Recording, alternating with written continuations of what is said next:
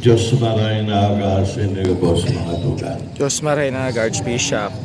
Di kaloko may earthquake yun. Mga tugang sa aldo na ini, ginigurundong nato ang triumfong paglaot ni Jesus sa Jerusalem.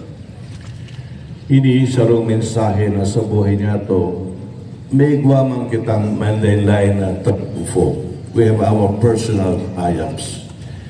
Alam niyo ba kada beses na kita magkana kontra sa kasalaan o sa tentasyon, kada beses na kita mag-ibo ka mga marhay na bagat, beses na kita magpahiling ka sa itong pagkamot, sa itong mga tugang, kada beses na kita magtabang sa mga pobre, sa mga duka, ini mga triumfo.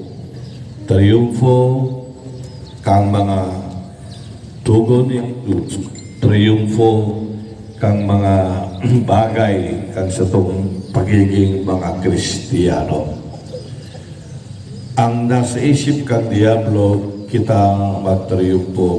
Kung ang Diablo na madagog kita, matawag kita sa buhay.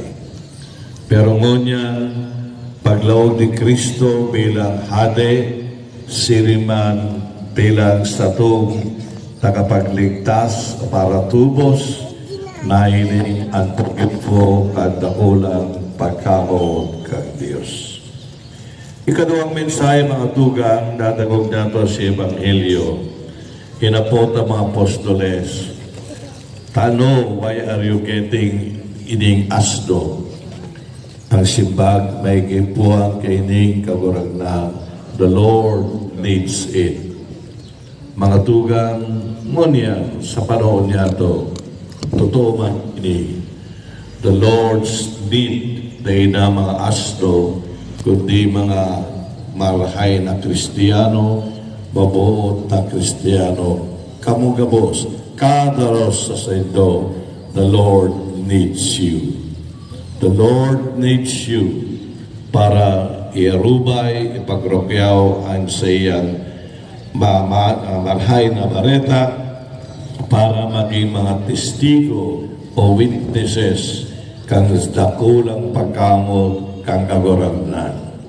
Kaya na inyo isipo na baliwala kamo sa Diyos. Dahil man totoo yan, each one of us, Jesus needs us.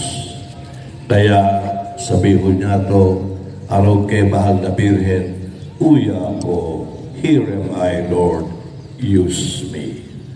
Kapag iyan ang nasa itong puso, kada aldaw, sa anumang mamatay niya to sa buhay, kita padanay, pasirin, with triumph, kung triumfo, kay Mas Jesus sa hader kang Diyos.